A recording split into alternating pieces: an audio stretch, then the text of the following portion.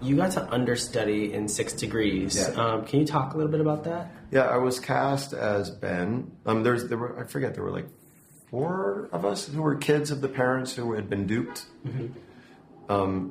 And we were only in a couple scenes. And my character, Ben, was the smallest of the roles of those. And so I understudied 2 of the other sons who had monologues. And I just had a few lines, you know. So it was really just, I had to learn those. I mean, I learned those monologues anyway, because I've always been that kind of like actor, like I'd know the whole play pretty much. Mm-hmm. Everybody's lines. Right. I mean, when we were doing Little Prince of the Aviator, Michael York played the Aviator, and we were making changes every day because it was a new musical, and I was like running lines with him in intermission, and he was like, I was way better at it than he was. I mean, I've always been that way.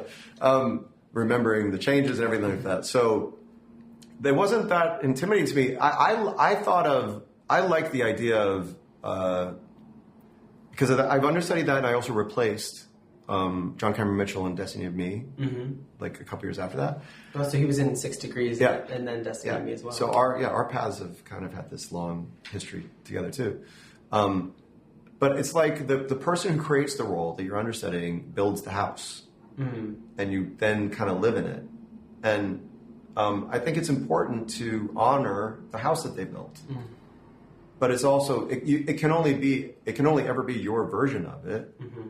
But it still is their house. So I don't know. That always made a lot of sense to me. That makes sense to me. I've never heard it like that before. Then. So it was fun. It was fun to have the opportunity to change it up. And you know, I went on like a week here, a week there, whatever. You know.